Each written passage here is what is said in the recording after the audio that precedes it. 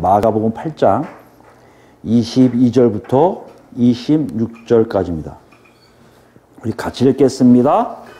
벳세다의 이름에 사람들이 맹인 한 사람을 데리고 예수께 나와 손대시기를 구하거늘 예수께서 맹인의 손을 붙잡으시고 마을 밖으로 데리고 나가사 눈에 침을 뱉으시며 베게 안수하시고 무엇이 보이느냐 물으시니 쳐다보며 이르되 사람들이 보이나이다. 나무 같은 것들이 걸어가는 것을 보나이다 하거늘 이에 그 눈에 다시 안수하심에 그가 주목하여 보더니 나아서 모든 것을 밝히 보는지라. 예수께서 그 사람을 집으로 보내시며 이르시되 마을에는 들어가지 말라 하시니라. 아멘. 지난 시간 우리는 무엇에 대해서 알아봤습니까? 죄들을 향한 예수님의 교훈을 통해서 하나님 나라는 어떤 것이라고요? 하나님 나라는 하나님 나라의 백성들이 하나님과 동행하는 곳이라고 우리가 같이 알아보았습니다. 동행하는 증거가 뭐라고요? 그들의 삶 속에 부족함이 없는 더 나아가서 풍족함을 누리는 삶을 살게 된다는 것이에요. 그것을 알기 어떤 일을 합니까? 더 하나님께 자기 삶을 맡길 수가 있음을 분명하게 아는 것보다 하나님의 나라라는 것이에요. 이에 반하는 것도 있죠. 어떤 것이 반합니까? 일상적이고 습관적인 삶이 오히려 그들에게, 우리에게, 그리스도인들에게 누룩처럼 돼서 더 하나님 나라를 체험하지 못하게 막는 그 경우도 있다는 것이에요. 그렇기 때문에 예수님이 뭐라고 경고하고 계십니까? 그런 것이 있으니까 너희 삶에 그런 것이 있는지 살펴보라고 경고하시는 것을 우리가 같이 알아보았습니다. 한 주 어떠셨어요? 여러분 정말 하나님 나라 자녀답게 그런 일상을 사셨습니까? 좀 다른 것 같아요. 그죠? 우리가 살아가는 방식이 옛날에 과거 우리 살던 것과 다르게 하나님과 동행함으로 하나님 뜻을 구하고 하나님 원하신 길로 가게끔 우리 삶이 인도되고 있음을 알게 되는 그런 일상, 그런 걸 여러분 사셨습니까? 아니면 과거 것을 그 세상적인 것을 계속 살고 있는데 구원과 관계없는 삶을 살고 있으면서도 스스로는 자꾸만 믿음이 있다고 착각하고 있는 삶을 아직도 살고 계셨습니까? 두 개가 분명히 있을 거예요. 우리의 어떤 것이 있어야 될지를 분명하게 예수 그리스도께서 지난 시간에 우리에게 알려주셨는데 여러분 그것이 있는지 없는지 우리 스스로 판단하시기 바랍니다. 마가는 이렇게 얘기하고 있어요. 하나님 나라 백성이라면 세상과 다른 일상을 살 뿐만 아니라 그 일상 속에서도요 하나님이 함께 하심의 증거를 분명하게 갖고 살게 된다는 것이에요. 우리 그리스도인 여기 우리 가족들은 다 그렇게 살았으면 좋겠어요. 정말이에요. 그래야 돼요. 그건 당위성도 있지만 그래야 될 수밖에 없는 상황이 하나님의 살아계심의 모습이에요. 네. 오늘 돌아갑니다. 오늘도 여러분 읽으시면 알겠지만 조금 또 같은 내용에, 그죠? 같은 맥락에, 같은 내용에, 같은 흐름에, 같은 결론이 나오고 있음을 볼 수 있어요. 특히 7장 31절부터인가요? 31절부터 37절까지 말씀해 보면 장애를 갖고 있는 사람의 그 내용이 좀 다를 뿐이에요. 청각장애인인데 여기는 시각장애인이에요. 그죠? 근데 거의 같아요. 읽으시면 알겠죠? 22절 보시면 사람들이 시각장애인을 예수님께 데리고 왔는데 왜요? 손을 대기를 구하고 같아요. 23절에 예수님께서 그 시각장애인을 데리고 밖으로 나가요. 군중들 밖으로 나가서 고치시는 장면이 나와요. 또 침을 뱉어서 고치시는 것까지 거의 같아요. 26절 보시면 물론 조금 다르고 있지만 앞에서는 말하지 말라고 알려졌지만 여기서는 마을로 가지 말고 집으로 가라 하는 것도 다 그런 의미라는 것이죠. 이렇게 보면 내용이 너무나 똑같아요. 너무나 똑같으면 그때 배웠던 하나님 예수 그리스도를 통해서 배웠던 교훈이 뭐예요? 첫 번째 뭐죠? 하나님 나라가 임했다는 징표예요. 청각장애인과 시각장애인들이 완벽하게 치료된다는 것은 뭐요? 하나님 나라가 온전히 임했음을 알려주시는 거예요. 그것이 있는지를 알고 있는가? 첫 번째 우리가 아는 것이고 두 번째 뭐예요? 예수님이 그렇게 하나님 나라가 임한 걸 알게 하셨지만 집단으로 행하지 않으시고 1대1로 행하신다는 거. 이거 7장 31절에서 했던 거예요. 1대1로 하잖아요. 침을 이렇게 해갖고 눈먼 사람에게 침을 만져주시고 굉장히 섬세하게 역사하신 장면이 나와요. 이런 교훈이 똑같이 우리가 이 본문을 통해서 얘기할 수가 있어요. 그럼 한번 생각해 보겠어요. 아니 똑같은 결론이 나고 똑같은 적용이 나올 거면 마가가 여기 이걸 왜 썼을까라는 의문점이 생긴다는 것이에요. 하나의 사건을 가지고 해결하면 됐지. 7장 31절 37절 끝나면 됐지. 여기에 8장 22절 또 이후에 또 왜 썼을까? 분명히 어떤 마가만이 갖고 있는 의도가 있을 거라는 것이에요. 이걸 뒷받침하는 게 뭐냐면 이 사건 22절 26절 사건을 다른 공간복음 저자인 마태와 누가는 자기가 쓴 마태복음과 누가복음에 기록하고 있지 않아요. 더 분명해지는 거예요. 마가가 분명히 이 사건을 기록하면서 분명한 자신만의 의도를 갖고 있구나라고 우리가 알 수 있어요. 그 의도를 제대로 파악하는 것이 오늘 우리에게 준 과제라는 것이에요. 그러면 7장 31절 37절에서 보지 못했던 거에도 플러스 알파인 뭐를 하나님이 예수님이 제자들에게 주셨듯이 마가를 통해서 우리에게도 전달하고 있음을 우리가 안다는 것이에요. 그것을 우리가 같이 살펴보자는 것이죠. 여러분 그렇게 살펴보자 할 때 항상 여러분 머릿속에 뭐가 이제 생각이 드냐면 성경 해석학적인 뿐만 아니라 이제 성경 읽는 방법도 나오는 건데 여러분이 가지고 계셔야 돼요. 차이점이 무엇일까? 앞에 것들과 다른 점이 무엇인가를 먼저 발견하셔야 되는 거예요. 그건 좀 세심하게 좀 읽으셔야겠죠. 그것이 있으면 그것 따라서 쫓아가면 그것을 제대로 이해하게 되면 마가가 이런 의도로 썼구나. 그럼 뭐요? 예수님이 이 사건을 하신 이유가 이런 의도였구나. 우리가 알 수가 있다는 것이에요. 이런 독특한 굉장히 여기만 쓴 이유 그러나 비슷한 사건을 쓴 이유가 무엇인가를 우리 같이 알아볼까 합니다. 쭉 읽다 보면 여러분도 발견하셨을 거예요. 분명히 발견하실 텐데 좀 차이점 나는 다른 사건과 다른 기적적 사건과 차이 나는 게 23절에 나옵니다.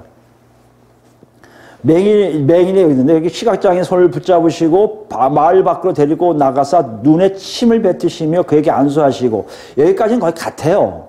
그런데 뭘 하시냐면 무엇이 보이느냐 물으세요. 여러분 한번 쭉 읽어보세요. 기적적인 사건을 하실 때 예수님이요. 뭐 권위적인 말씀을 하시든지 에바다 문 열려라 선언하시든지 이렇게 하시지 물어보지를 않아요. 이걸 아마 물어보지 않는다는 게 굉장히 독특한 것을 우리가 먼저 알 수가 있어요. 거기 끝나지 않아요? 24절 말씀 보시면 그 물음에 시각장애인의 답이 굉장히 우리를 당황하게 해요. 쳐다보며 이르되 사람들이 보이나이다. 눈이 드디어 열렸네요. 그죠? 사람들이 보인다고 해요. 근데요 뭐라고 하냐면 뒤에 보세요. 나무 같은 것들이 걸어가는 것을 보나이다. 그걸 사람인 거를 같은데 걸어가니까 사람인 줄 알겠는데 뭐로 보이는 거예요? 흐릿하게 보니까 흐릿하게. 사람은 안 보이고 나무로 보이는 걸어다니는 나무로 보이는 거예요. 지금 뭘 얘기하고 있습니까?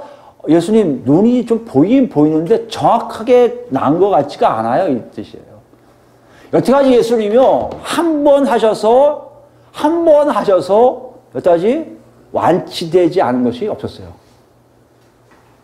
귀신도 한 번에 내쫓으셨고요. 다 한 번에 끝났어요. 근데 여기 보니까요, 한 번 했는데요, 완벽하게 치료가 안 돼요. 대단히 다른 거예요. 그뿐만 아니에요. 더 나아가고 25절 보면요, 이 말씀을 드시면 예수님이 약간 당황하셨든지 뭐가 되는데 꼭 그런 비유가 많이 오지만 능력 없는 의사가 아무렇지 않게 다시 한번 시술하는 것처럼 그냥 이에 그 눈에 다시 안수하시면 표현할 수 있어요. 마가가. 그래? 일로 와. 하고 안수를 해주신단 말이에요. 이 세 가지가 굉장히 독특한 거예요. 다른 거예요. 아니, 질문을 왜 하셨죠? 왜 한 번에 고치지 않으셨을까요? 또요, 아무렇지 않은데 왜 또 안수하실까요? 딴 방법을 하셔야지. 뭐, 실로암에 가서 눈을 씻어라. 이것도 있잖아요. 요한복음 보면. 근데 왜 이렇게 안 하셨을까요? 여러분, 이것이 우리가 해결될 문제예요. 어렵죠? 쉽지가 않아요. 여러 가지 상상이 나올 수밖에 없어요. 그러니까 좀 이 문맥 안에서 이해하기 위해서는 우리 좀 학자들의 도움이 필요합니다. 학자들이 이거 갖고 고심했을 거예요. 많이 고심했는데 많은 학자들이 뭐라고 결론을 내리고 있냐면 여기 나와 있는 이 장면들, 예수님이 행하신 시각장애인을 치료하는 장면의 모든 일들이 실제적인 비유라는 거예요. 비유. 이런 비유 아시죠? 우리 앞에 했잖아요. 비유는 뭐로 해야 돼요? 원래요, 말로 어떤 내용을 얘기하고 있잖아요. 여기 말을 안 하시고 뭐라 하신 거예요? 행동으로 비유를 보여주시는 거예요. 이런 비유가 갖고 있는 가장 큰 장점이 뭐예요? 비유를 이해하는 사람들은 뭐다? 예수님과 같이 가는 내부인이고, 비유를 이해하지 못하면 외부인이라는 거예요. 구원과 관계없음을 얘기하고 있다는 것이에요. 지금 예수님이 시각장애인을 고치시고 있는 이 장면 속에서 뭐요? 제자들에게 뭔가를 지금 알겠지 하고 사인을 지금 보내고 계시다는 것이에요. 물론 시각장애인은 거기서 포함될 수 있지만 여기서 내용은 보면 시각장애인과 관계없이 더 제자들의 가 있음을 알 수가 있다는 것이에요. 어떻게 이렇게 근거를 삼고 있습니까? 학자들은 자연스럽게 구약의 선지자들을 얘기해요. 구약의 선지자들이 이런 경우가 있으면 직접 행동으로 뭔가를 보여줄 때가 많이 있어요. 한번 예를 볼까요? 에스겔서 가보시면 에스겔서 12장입니다. 에스겔 12장인데 1절부터 볼까요?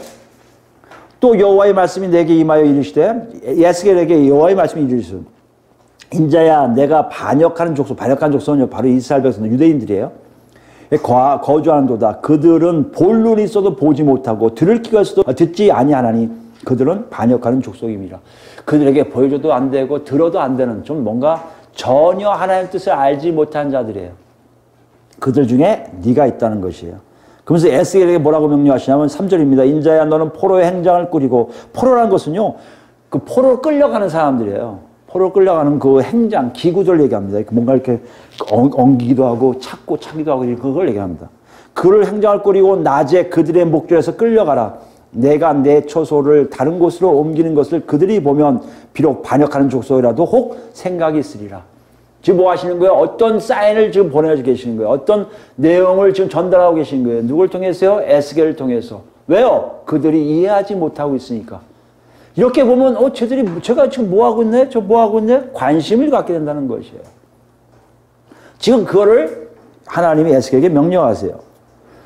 4절입니다. 너는 낮에 그들의 목전에 내 포로의 행장을 밖에 내놓기를 끌려가는 포로의 행장같이 하고, 저물 때에 너는 그들의 목전에서 밖으로 나가기를 포로가 되어 가는 자같이 하라. 지금 핵심은 포로예요. 그죠?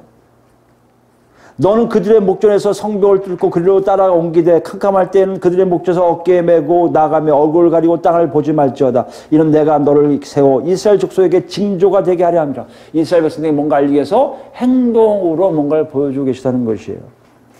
그 다음에 그게 어떤 거예요? 8절 9절 넘어갑니다. 인자의 이스라엘 족속 9절입니다. 곧 그 반역하는 족속이 내게 묻기를 무엇을 하느냐 하지 아니하더냐.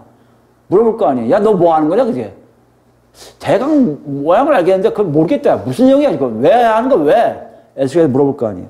10절 말씀에 너는 그들에게 말하기를 주 여호와의 말씀에 이것은 예루살렘 왕과 그 가운데 있는 이스라엘 온 족속에 대한 묵시라 하셨다고, 또 말하기를 나는 너희 징조라. 내가 행한 대로 그들도 포로로 사로잡혀 가리라. 뭘 얘기하시는 거예요? 지금 남아있는 예루살렘에 있는 왕과 예루살렘 남아있는 왕과 나머지 이스라엘 족속들이 다 포로가 될 것을 보여주고 계시다는 얘기예요.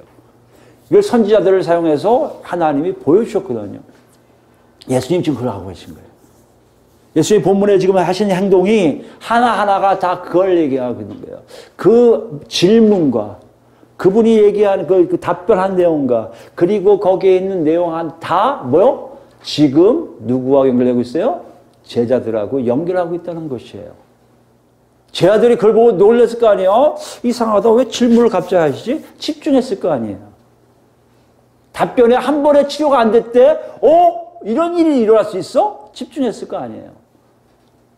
거기에 예수님이 아무렇지 않게 안수하시는 것 자체가 이상한 거 아니에요? 집중했을 거 아니에요. 그러면서 그 통해서 뭘 봤을까요? 메시지를 받았겠죠. 그래서 학자들은 이것을 비유라고 얘기를 한다고 하는데 저는 거기에 동의합니다. 지금 그렇고 있는 거예요. 어디에 주석가들은 상징적인 행동을 하셨다라고 합니다. 그게 비유와 상징적인 행동은 다 비슷한 말씀인 거예요. 여러분 그렇게 생각을 하다 보면 우리에게 뿐만 아니라 제자들에게 무엇을 전달하고자 하는 메시지를 쉽게 이해할 수가 있다는 것이에요. 여기 보시면 알겠지만 우리가 생각할 때도 지금 뭔가에 대해서 21절 보면요. 8장 21절에 뭐요? 아직도 깨닫지 못하냐고 끝나버렸어요. 답이 없어요. 그들이 깨달았는지 안 깨달았는지 예수님이 지금 뭔가를 얘기하고 계시는데 제자들의 반응이 어떤 건지 지금 전혀 없었어요. 그리고 끝나고 장면이 바뀌어서 오늘 본문이 온 거거든요. 어떻게 보면 지난 시간과 연결되고 있음을 우리에게 보여주고 있다는 것이에요. 연결되고 있는데 그 핵심이 뭐란 말이에요? 청각장애인이 아닌 시각장애인이에요. 보이는 것과 관계 있는 사람이에요. 보기를 원하는 사람이에요. 그리고 보여주시는 작업을 하세요. 그리고 흐리멍텅하게 보였던 것을 완벽하게 보이게 하신 역사를 갖고 있어요. 실제로 마가가요, 그 제자들의 그런 교훈을 전달받았기 때문에 그것을 실기 위해서요, 보이는 것, 보는 것에 대한 단어들을 다른 형태의 단어들을 이렇게 흘러가게 하고 있다는 것이에요. 22절부터 26절까지 그런 단어가 계속 많아요. 보는 것, 보이는 것, 보는 것, 보이는 것 이렇게 돼 있어요. 그것을 자세하게 기록하고 있다는 것이에요. 여러분 한번 생각해 보세요. 여러분 제자들이 왜 21절에 끝난 상태에서 그렇게 됐을까를 한번 생각해 보세요. 제자들이 어떤 사람이었습니까? 예수님과 같이 갔던 사람들, 3년 동안 같이 갔죠. 여기 몇 년 될지 모르지만 어찌됐든 간에 기적적 역사도 보고 귀신 쫓아내는 것도 보고 여러 가지 말씀도 듣고 비유 말씀도 듣고 분명히 자기는 보이는 게 있을 거라고 생각했을 거 아니에요. 보였죠. 예수님이 하시는 하나님 나라가 조금씩은 보이네. 분명히 자기들은 그렇게 생각했을 거예요. 그런데요, 예수님이 질문하는 내용에는 딴짓을 해요. 거기에 갈등이 있지 않았을까요? 그 절정이 뭡니까? 지난주에요. 분명히 예수님은 누룩을 얘기하셨는데, 불신앙과 무지에 대해서 얘기하셨는데, 이들은 뭘 얘기했던 거예요? 먹는 거 걱정을 했거든요. 아니, 이런 답답한 노릇이 있을 수 있습니까? 본인은 분명히 하나님 나라를 알 거라고 생각했는데, 왜요? 예수님의 제자가 됐으니까. 그런데 실제로 보면요, 그렇지가 않아요. 12제자로 부르심을 받은 지가 우리 앞에서 봤잖아요. 그 시간이 꽤 지났는데, 제자들이라 하면서 스승인 예수님의 생각대로 제대로 살지 못하고 있는 자신들을 발견하게 될 거 아닙니까? 그러면서 아직도 깨닫지 못하냐 그 일성으로 끝나신 예수님이 갑자기 행동을 하실 때 그 행동을 통해서 자기 자신에게 하시는 비유의 말씀을 들었다는 것이에요. 첫 번째가 뭐예요, 그게? 먼저 물어보시는 거예요. 무엇이 보이느냐? 여러분, 이건 제자들에게 행한 질문과 같습니다. 17절, 18절 뭐예요? 너희가 뭐요? 17절 뭡니까? 아직도 알지 못하느냐? 18절이요. 눈이 있어도 보지 못하느냐? 이거와 같은 맥락이에요. 내가 지금 무엇을 보느냐? 제자들에게 아마 그랬을 거예요. 저 제자들에게 나중에 이 사람들이 깨달아서도 분명히 알 겁니다. 아, 그때 우리에게 하시는 말씀이었구나. 알았을 거예요. 우리에게 무엇이 보이냐고 물어보실 때 우리의 답변은 뭡니까? 시각장애인하고 똑같았어요. 보이는 것 같은데 정확하지가 않아요. 보이는 것 같은데 뭔지 모르겠어요. 이게 시각장애인의 답이 아니라 바로 제자들의 답이었던 것입니다. 여러분 한번 생각해 보세요. 예수를 믿는 사람들이 분명하게 역사를 이루어갖고 더군다나 이 제자들이 가서 예수 이름으로 막 귀신을 내쫓고 역사를 하는 사람들 아닙니까? 그런 사람들인데도 오히려 더 예수님이 말씀하시는 것을 이해할 것 같은데 이해하지 못했다면 얼마나 답답했겠어요. 지금 이 장면이 바로 그 장면을 보여주고 계신 거예요. 자기의 밑바닥에 있는 아무것도 없는 초라한 자신의 모습을 발견하기 시작합니다. 그때 어떤 일을 하세요? 예수님이 이렇게 하시는 거예요. 아무렇지 않은 내가 무능력해서 정말 실력 없는 의사라 그렇게 한 것이 아닌 너희에게 보여주시려고 하셨던 행동처럼 다시 그 시각장애인을 안수하세요. 안수를 먼저 아시죠, 여러분? 만지는 거, 손으로 만지는 걸 얘기해요. 손을 만지니까 어떤 일을 합니까? 여기 보시면 25절 보시면요. 주목하여 보더니 나아서 모든 것을 밝히 보는지라. 그래서 주목하여 보더니와 밝히란 단어가 주목하여 보더니에 있어요. 분명하게 보더니, 분명하게 보는지라 이거예요. 예수님의 손이 한번 가니까 분명하게 보이기 시작하는 거예요. 뭘 얘기했을까요? 제자들이 나중에 깨달을 수도 있겠지만 우리가 비유라고 생각한다면 지금 뭐요? 내가 답답하게 아무것도 안 보이는데 예수님이 한 번만 만져주신다면, 아니 한 번 더 만져주신다면 내가 모든 것이 완벽하게 분명하게 보이겠구나라는 것을 알는 것이에요. 다시 얘기하면 지난 시간에 아직도 깨지 못하느냐, 아직도 깨닫지 못하느냐고 끝난 이유가 마가는 지금 오늘 본문을 통해서 얘기하고 싶은 거예요. 너희들에겐 방법이 하나도 없어. 너희가 무슨 행동을 해도 되지 않아. 오직 뭐요? 예수님, 내가 너희들을 다시 만져줄 때 너희들은 완벽하게 깨닫고 완벽하게 보고 완벽하게 들을 수 있다는 것이에요.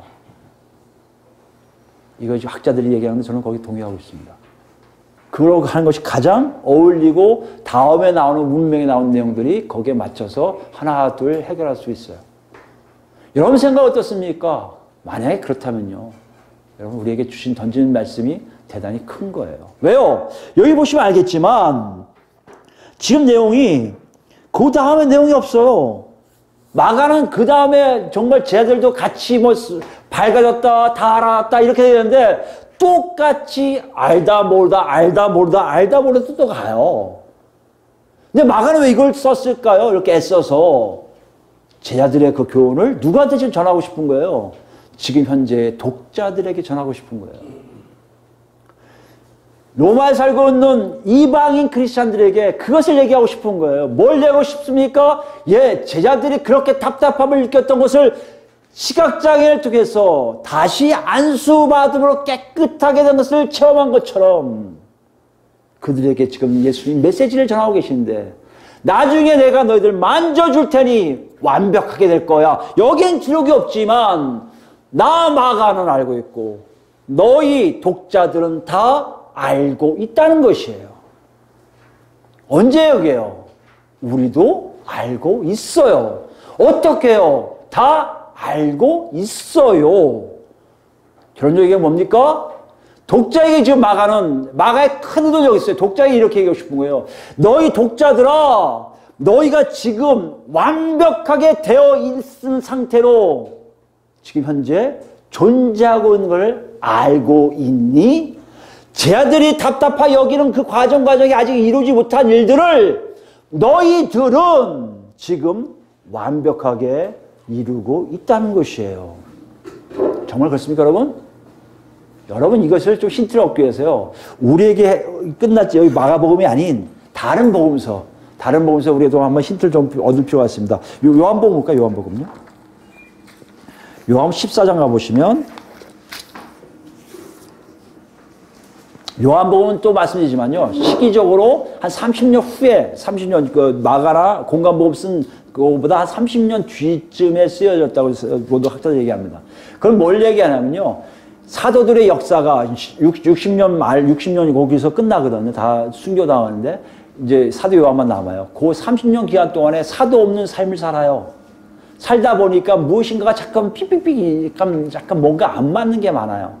그래서 요한복음이 그걸 맞추기 위한 글을 쓴 복음서가 바로 요한복음이고, 나중에 요한 1서, 요한 2서, 요한 3서, 요한 계시록까지 쫙 연결되는 거예요.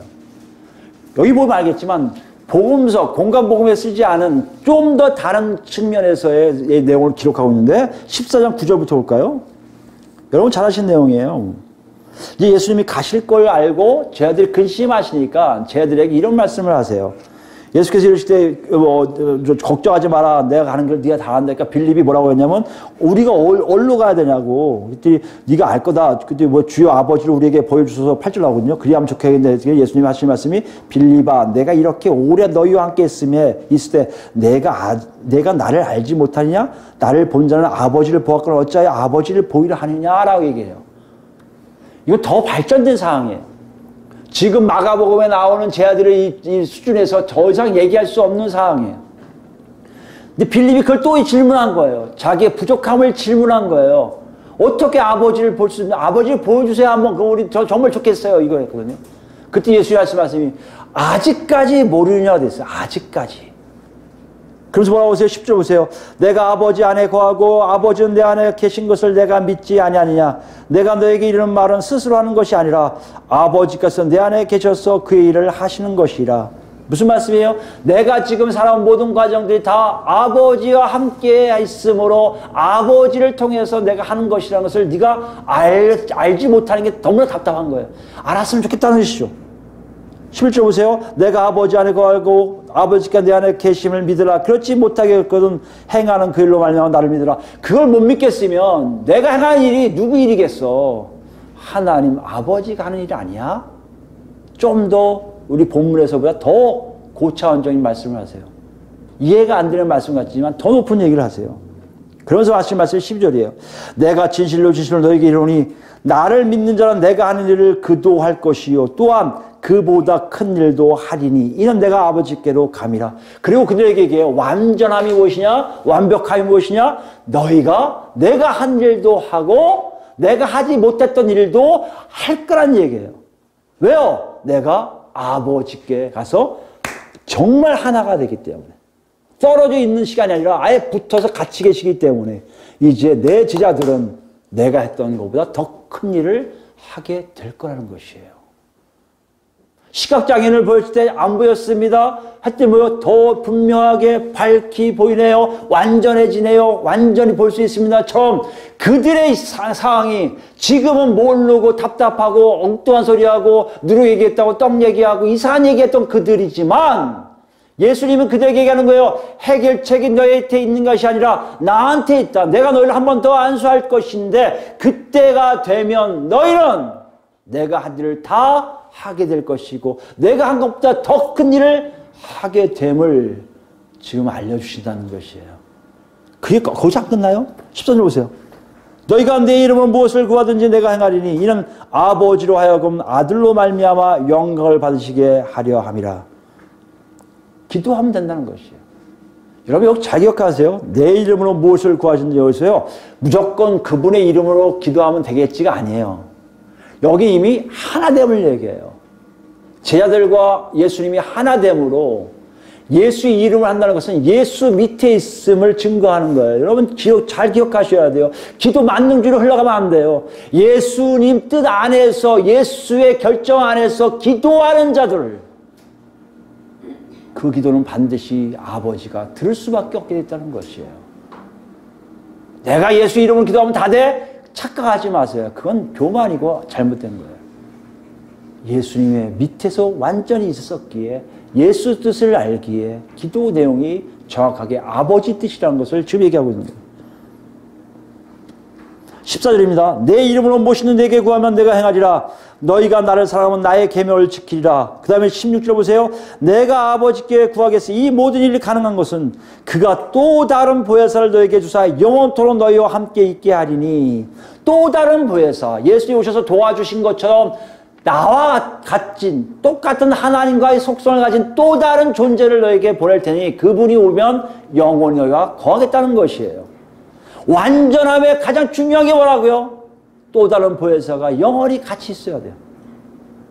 또 다른 보혜사가 영원히 같이 있으면 어떤 일을 한다고요? 10절에 그는 진리의 영이라 세상은 능히 그를 받지 못하나니 이는 그를 보지도 못하고 알지도 못함이라. 그러나 너희는 그를 아나니 그는 너희와 함께 거하시며 또 너희 속에 계시겠습니다. 예수님과 함께 하심에 대한 가치감 이상으로 성령이신 또 다른 보혜사가 우리 안에 영원히 계셔서 알게 하시겠다는 것이에요. 이게 완벽이에요. 이게 완전이에요. 시각장애인 두 눈 활짝 보는 것 같은 똑같은 일이에요. 이런 일을 행하신다고 지금 마가복음에서는 약속하고 계신 거예요. 그걸 비유로 보여주시는 거예요. 니들이 지금 답답할 거야. 한 번 됐는데 안 보인다고, 같이 있었는데 안 보인다고 걱정하지 마. 내가 하나님께 약속해서 하나님께 부탁해서 그 성령이 너희한테 오시면 그때 너희가 완전히 깨끗하게 모든 것을 볼 수 있을 뿐만 아니라 알게 되어 있다는 것이에요. 이것을 독자들에게 지금 보여주고 계세요. 마가에게요. 너희에게 정말 성령이 계시다면 너희는 밝히 보고 있어야 한다는 것이에요. 너희에게 성령이 계시다면 하나님 뜻을 정확하게 알고 있어야 한다는 것이에요. 너희에게 성령이 계시다면 너는 지금 예수 밑에 있어서 예수 이름으로 구하는 모든 것들이 아버지가 행하게 하신 놀라운 역사로 나타나게 된다는 것이에요. 그렇기 때문에 예수님이 하신 일보다 더 큰 일을 할 수 있다고 말씀하고 계신 거예요. 제 아들이 이걸 체험했어요. 사도 요한도 체험했어요. 이것이 기억났을 거예요. 아, 이걸 얘기하셨구나. 기록했을 거예요. 베드로도 마찬가지예요. 순교하기 전에 그것을 알았을 거예요. 다 하다 보니까 성령이 임하시니까 자기 하는 일들이 다 달라진 걸 알 수 있을 거예요. 그래서 마가한테 얘기했을 겁니다. 과거 이런 사건이 있었는데 그 사건이 그런 거였다는 것을 해석했을 거예요. 그러니까 마가는요, 맞아! 독자들에게 전해야지 하고 나온 것이 오늘 본문인 것이에요. 우리는 어떻습니까, 여러분? 우리 한번 생각해 보세요. 여러분 예수를 믿고 성령의 인도하심 따라 거듭남 체험을 하셨습니까? 성령이 내 안에 계심의 역사가 분명하게 여러분 있습니까? 만약에 없다면 예수를 영접하셔야죠. 다시 예수를 믿어야죠. 예수님을 만나셔야 돼요. 그리고 성령이 안에 오신 역사를 점점 직접적으로 체험하셔야 돼요. 그래야 가능한 일이 생겨요. 그게 오늘 보면 나오는 완전함이에요. 완전히 볼 수 있는 것이에요. 완전히 알게 되는 사건이에요. 만약에 내가 없다면 그걸 하셔야 돼요. 근데 문제는 뭐예요? 그걸 과거에 체험한 것 같아요. 성령이 나한테 임하신 것, 성령의 역사, 거듭남, 예수 믿고 내가 바뀐 거, 나 지금 갖고 있어. 근데 뭐가 문제예요, 지금요? 근데 희한하게 보이지가 않아. 하나님의 뜻이 분명하지가 않아. 하나님의 말씀을 들을 수도 없어. 성경을 봐도 제대로 이해가 안 돼. 하나님이 무엇을 얘기하는지 알 수가 없어. 정말 여기 계십니까? 지금 그분들에게 놓고 하시는 거예요. 마가가 그런 독자들에게 놓고 하는 거예요. 너희들 지금 잘못되고 있다. 병들었다는 것이에요. 한국교회는 그렇게 되면 어떻게 합니까? 지금 한국교회가 그렇지 않습니까?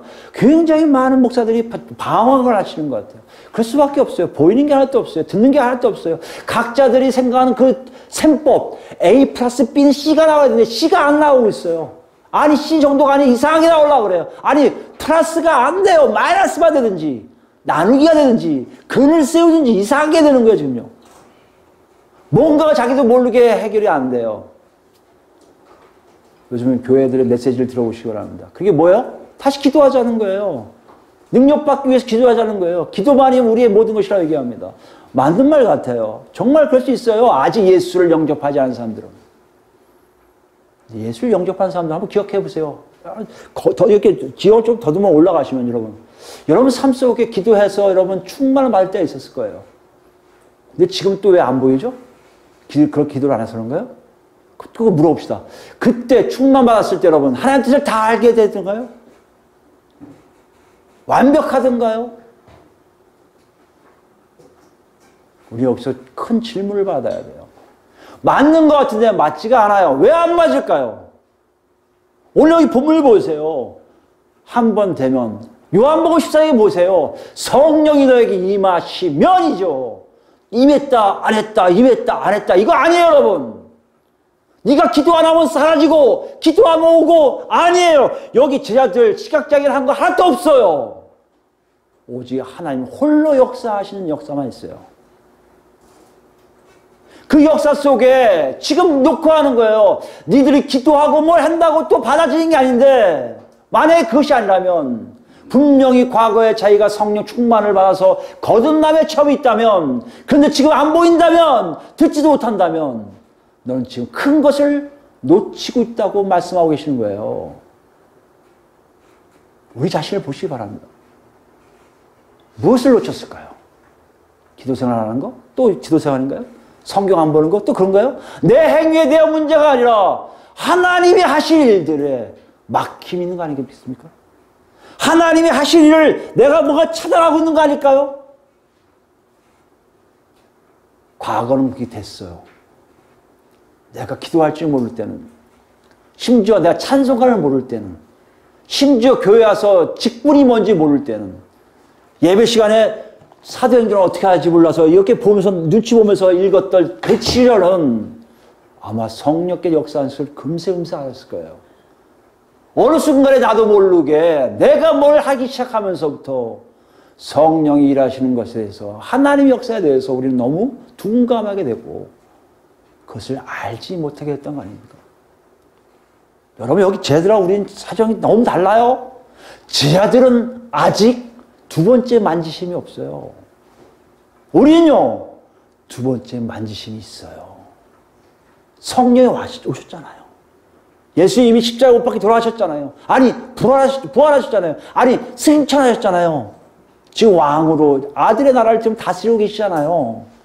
이 분명한 차이에 대해서 우리가 이때가 하는 거예요. 마가는 지금 이걸 얘기하는 거예요. 제자들을 통해서 이걸 얘기하는 거예요. 너희가 지금 완벽한 삶을 살고 있어야 되는데 그렇지 못하고 있다면 너는 지금 분명히 잘못된 길로 가고 있다는 것이에요. 요한복음 13장 가볼까요? 여러분 잘 아시는 내용이 3절부터 보겠습니다. 요한복음 13장 3절입니다. 저녁 먹는 중 예수는 아버지께서 모든 것을 자기 손에 맡기신 것과 또 자기가 하나님께로부터 오셨다가 하나님께로 돌아가실 것을 아시고 저녁 잡수시던 자리에서 일어나 겉옷을 벗고 수건을 가져다가 허리에 두르시고 이에 대야에 물을 떠서 제자들의 발을 씻기시고 씻으시고 그 두른 수건으로 닦기를 시작하여 뭐 하시는 거 우리나라는 세족식이에요. 발을 씻어주는 일을 하세요. 발을 씻는다는 얘기는요. 그 당시에 하인들만 하게 돼 있어요. 하인들 중에도 좀 안 좋은 하인들이 그걸 해요. 정말 천한 하인, 가장 밑바닥에 있는 하인이 발을 씻기는 일을 합니다. 그러니까 시몬 베드로가 반응이 안 좋아요. 6절 보세요. 시몬 베드로에게 이르시되 베드로가 이르되 주여 주께서 내 발을 씻으시나이까? 예수께서 대답하여 이르시되 내가 하는 것을 내가 지금은 알지 못하나 이후에는 알리라. 이게 뭔 얘기인지 모르지만 조금 있으면 알 거야 이 뜻이에요. 그러니까 베드로가 뭐라고 했어요? 내 발을 절대로 씻지 못하시리이다. 예수께서 이게 알죠? 어떻게 제가 선생님의 하인되고 내가 발을 씻는 걸 있을 수 없어요. 있을 수 없어요. 이랬단 말이에요. 예수님 말씀 뭐라고 하십니까? 예수께서 대답하시되 내가 너를 씻어주지 아니하면 뭐요? 내가 나와 상관이 없느니라. 관계성을 얘기하고 계신 거예요. 발을 씻겨준다는 얘기는 뭡니까? 관계성이에요, 여러분. 어떤 분이 이걸 자꾸만 나중에 보면 알겠지만 자주 하라니까 회개를 자꾸 얘기하시는데 그게 아니에요. 예수님과의 관계적인 것을 얘기하고 계신 거예요. 주인과 하인처럼 주인과 하인같이 계속 같이 하듯이 그런 밀접한 관계에 있는 근접한 거리에 있는 그런 존재 대 존재의 말씀을 하고 계신 거예요. 9절입니다. 시몬 베드로가 이르되 주여 내 발뿐만 아니라 손과 머리도 씻어주옵소서. 신났거든요. 관계하고 싶어. 그러면 위도 씻어주세요. 그랬더니 예수님이 뭐라 하셨습니까? 10절 보시니까 이미 모욕한 자는 발밖에 씻을 필요가 없느니라. 온몸이 깨끗하니라. 너희가 깨끗하나 다는 아니라. 배신한 사람 얘기하는 거예요. 온몸이 이미 다 깨끗해졌는데도 발을 씻기시니 뭐라고요? 계속해서 뭔가 관계를 하고 있어야 한다는 것이에요. 이런 거 제가 분명히 목욕하는 것을 경험하셨을 거예요. 뭘 경험 못하신 거예요? 발 씻겨주는 예수님을 경험 못하신 거예요. 무슨 얘기합니까? 소소하지만 중요한 관계를 맺는 삶을 살지 못하고 있었던 것이에요. 예수님이 늘 성령을 통해서 우리에게 알려주신 놀라운 메시지들을 여러분과 저는 귀를 막고 있었는지 모릅니다. 지금 그걸 얘기하고 계신 거예요. 목욕은 첫 번째, 두 번째에서 우리가 경험한 놀라운 완벽성이었어요. 완전히 깨끗해졌어요. 근데 뭐요? 그렇다고 우리는 예수님께 발을 맡기지를 않고 있었던 거예요. 발을 내가 피하든지 내가 씻겠다고 도망가든지 이런 식으로 예수님과 관계없는 삶을 살게 되었다는 것입니다. 여러분 한번 생각해 보세요. 예수 믿는 것은 완벽한 거예요. 그 완벽을 누가 한다고요? 우리가요? 아니요. 예수님이 보내신 성령에 의해서 완벽한 삶을 살게끔 인도하세요. 우리가 그렇게 못한 것 뿐이에요. 근데 우리 그걸 너무나 당연히 여겨요. 우리에게 아픔이 올 때, 괴로움이 올 때, 어려움이 올 때만 주의하죠. 평상시에 모든 것을 그분과 관계하지 않고 있음을 우리에게 지금 얘기하고 있다는 것이에요. 요한일서 볼까요?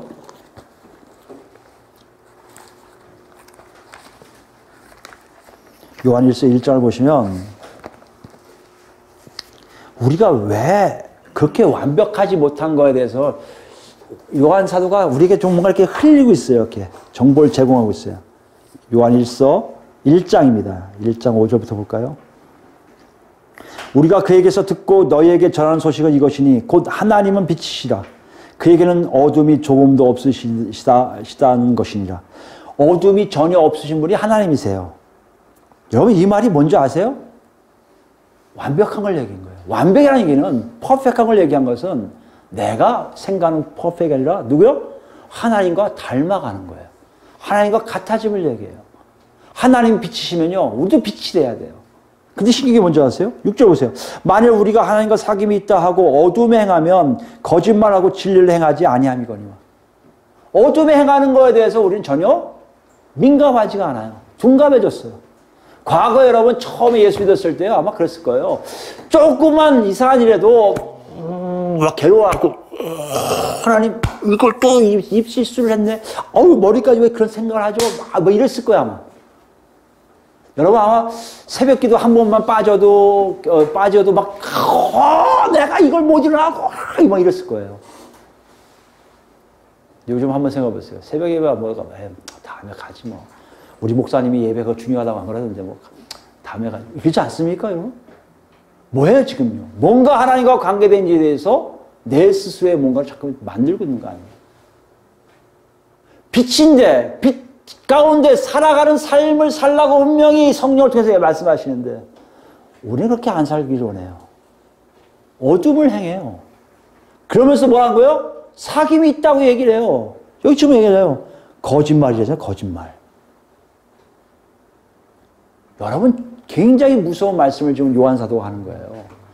같이 가는 거예요. 발을 씻기는 사람은 그렇게 거짓말할 수가 없는 거예요. 어둠에 있으면 어둠에 있고 빛에 있으면 빛에 있는 거예요. 빛에 거하는 사람들은 빛에 거하는 삶만 살려고 몸부림치는 것을 각자가 안다는 것이에요.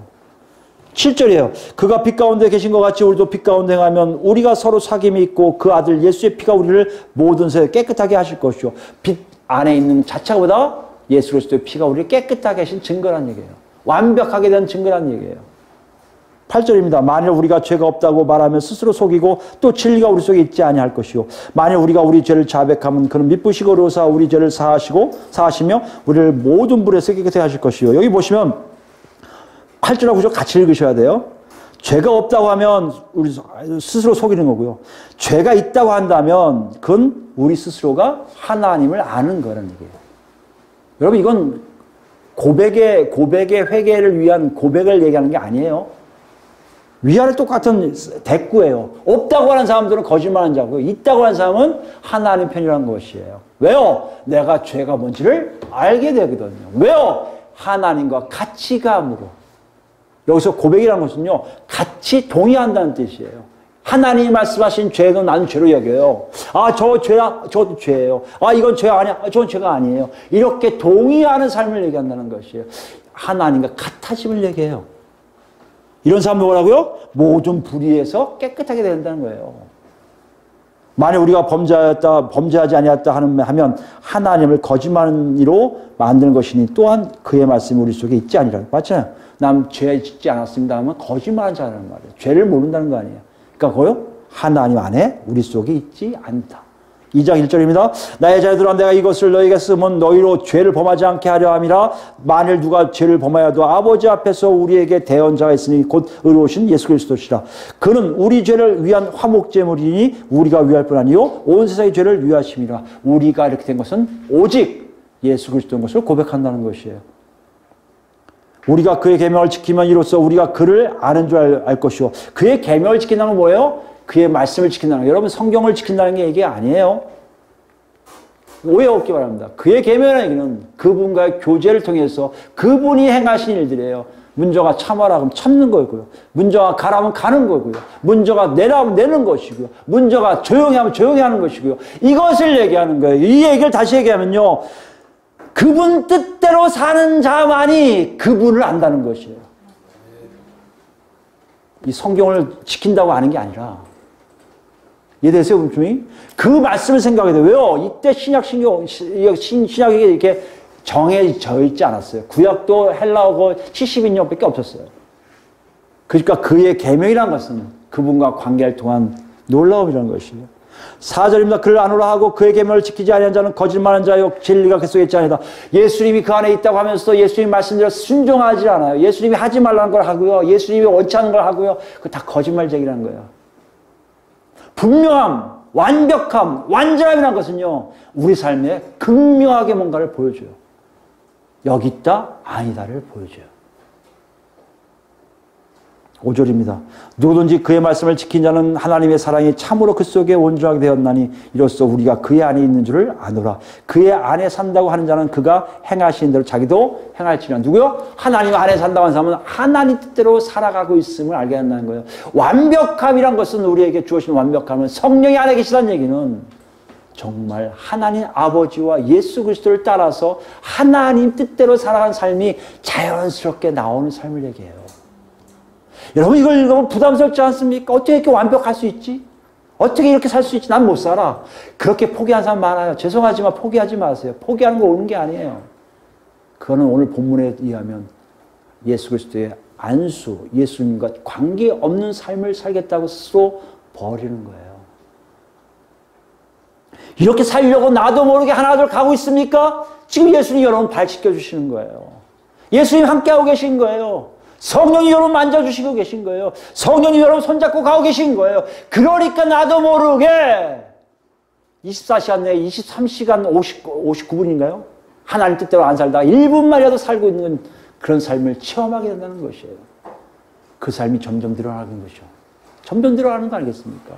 그것이 완전한 사람의 삶의 모습인 것이에요. 여러분, 그걸 지금 막아놓고 하고 있어요. 교과서라고 여러분 이걸 너무 교과서 이거 안 지켜도 돼? 그러지 마세요. 여기서 일어나는 성령의 역사는 우리가 더 강한 걸 요구하세요. 완벽함을 요구하세요. 완전함을 요구하세요. 오늘 본문도 그걸 얘기하고 있잖아요. 한 번 하니까 안 되니 걱정하지 마라. 또 한 번의 안수가 앞으로 너에게 있을 것이야. 그 안수가 이루어지면 너는 완전하게 될 거야. 제 아들에게 같이 얘기하십니다. 너 왜 아직 깨닫지 못하고 있어? 답답해 죽겠지. 걱정하지만 내가 십자가에 못 박혀 피 흘려서 죽은 다음에 3일 만에 부활해서 승천하면 그리고 성령이 너희 안에 오시면 완전히 해결될 거야. 걱정하지 마라. 그때까지는. 그러나 말이다. 그때 되면 너는 주의해야 돼. 그렇게 살고 있는지 아닌지를 정확히 알고 있고 살아야 가고 있어야 돼. 그게 우리한테 얘기하시는 거예요 지금. 여러분 그렇게 살고 있지 못한 이유가 뭘까요? 뭐 때문에 못 살고 계세요? 그게 지난 시간까지 얘기한 누룩이에요. 바리새인들 누룩. 영향력 있는 사람들 배웠는데 그게 아닌 거예요. 과감하게 버리세요. 성령님 인도하세요. 성령님의 이끌려 사세요. 세상의 눌, 교회의 눌 이게 아니라 성령께서 여러분을 이끄신 삶을 사셔야 돼요. 헤롯의 누룩이요? 똑같아요. 예수 모르는 사람들이 자꾸 와서 뭐 가르치려고 그래요? 받지 마세요. 성령에 의해서 사는 삶을 사세요. 이거 더 무서운 게 뭐라고요? 일상적으로 해가고 있는 일들이 너무 많아요. 이제 그걸 버리자고요. 일상적으로 버리세요. 성령에 사는 삶을 하나 둘 더 늘려가셔야 돼요. 지난 시간 8장 몇 절이에요? 그거? 8장 14절부터요. 쭉 연결된 지금 26절까지 말씀을 제 아들에게 지금 하고 계시는 거예요. 우리에게도 하고 계신 거예요. 그래 놓고 하세요. 이렇게 살게끔 만들어줄 테니 누룩 조심하여 누룩이 너한테 없어서 완전한 삶을 네가 살기를 바란다는 것이에요. 여러분 이렇게 얘기하면 이렇게 해요. 정말 하나님 우리 이렇게 만드셨어요? 에이. 아까 그 찬송가 나오던데요. 눈에 보이지도 않고 듣지도 않는데 뭘 어떻게 우리가 할 수 있어요? 에이, 목사님 너무 성경이 이상한 얘기 아니에요? 아니요. 우리가 이상한 거예요. 우리가 잘못하고 있는 거예요. 그렇게 만드셨고요. 그렇게 갖춰 놓으셨어요. 그 증거로 마지막 볼까요? 요한복음 17장입니다. 제가 자주 인용하는, 그걸 너무 좋아하는 예수님의 마지막 기도예요. 17장 21절부터 볼까요? 요한복음 17장 21절. 요한복음 17장 21절. 아버지와 아버지께서 내 안에 내가 아버지 안에 있는 것 같이 그들도 다 하나가 되어 우리 안에 있게 하사 세상으로 아버지께서 나를 보내신 것을 믿게 하옵소서. 뭐야 지금 요하신 거예요? 하나 되게 하자는 거죠. 예수님이 못 박혀 숨져 죽으시고 부활하시고 승천하실 때 이유가 뭐라고요? 하나 되기 위한 거예요. 우리가 예수 그리스도 안에 아버지 안에 하나 된 역사를 만들어 주시기 위한 거예요. 아니요. 이미 만들어 주셨어요. 성령이 오신 것이 바로 그 증거예요. 여러분 그걸 못 느끼신다고요? 지금 여러분과 제 안에 누룩이 너무 많은 거예요. 기도한다고 없어진다고요? 아니요. 여러분 삶의 패턴을 완전히 뒤집어놔야 돼요. 성령이 이끌려 사는 삶을 사셔야 돼요. 22절입니다. 내게 주신 영광을 내가 그들에게 주었사오니 이는 우리가 하나 된 것 같이 그들도 하나가 되게 하려 함이니라. 곧 내가 그들 안에 있고 아버지께서 내 안에 계시어 그들로 온전함을 이루어 하나가 되게 하려 함은 아버지께서 나를 보내신 거가 또 나를 사랑하신 같이 그들도 사랑하신 것을 세상으로 알게 하려 함이로소이다. 관계가 되게 끈적하게 돼 있다는 얘기예요. 아버지하고. 여러분 이 말씀을 믿지 못하시죠? 이런 삶이 안 나오니까 믿지 못하시죠? 뭐가 문제예요? 우리에게 누룩이 끼어 있다니까요. 그렇게 만들어 주셨어요. 성령으로. 안수하셔서 역사하셔서. 24절입니다. 아버지여 내게 주신 자도 다 나 있는 곳에 나와 함께 있어 아버지께서 창세 전부터 나를 사랑하심으로 내게 주신 나의 영광을 그들로 보게 하시기를 원하옵나이다. 영광도 보게 하신다는 것이에요. 의로우신 아버지여 세상의 아버지를 알지 못하여도 나는 아버지를 알았사옵고 그들도 아버지께서 나를 보내신 줄 알았사옵나이다.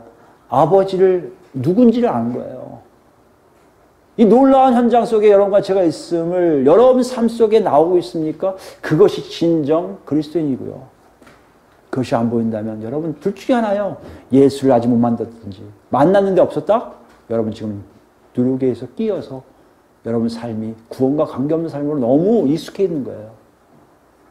20절 마지막에 내가 아버지의 이름을 그들에게 알게 하였고 또 알게 하리니 이는 나를 사랑하시는 사랑이 그들 안에 있고 누구 사랑이요? 아버지가 아들을 사랑하는 그 사랑이 우리 안에 있고 나도 그들 안에 있게 하려 함이라. 우리 안에 누가 있어요? 예수님이 함께 있다는 거예요. 이 이상 완벽함이 어디 있습니까? 어느 종교가 어느 철학이 이걸 얘기하고 있습니까? 그 신이 어떻게 그 백성들 안에 그대로 있어서 사랑으로 표현합니까? 여러분과 제가 정말 예수를 믿는다면 그 놀라움이 우리 안에 있다는 것을 알 거예요. 이제 그렇게 살실 겁니까? 아니면 지금까지 그냥 모르고 보지 못하고 불완전하게 이렇게 살다 죽지 뭐 이러고 살고 계십니까? 오늘 본문에게 이렇게 초대하고 있습니다. 너를 완벽하게 만들었으니 완벽한 삶이 너희 삶이고 그 완벽함을 위해 예수님이 희생하셨고 부활하셨고 승천하셨고 성령님을 보내셨다고. 이것을 온전히 여러분 다 체험할 뿐만 아니라 완벽하게 여러분 삶 속에 누려서 아버지께 영광 돌리고 아버지 사랑을 맛보는 우리 모두가 되기를 예수 그리스도로 축원드립니다.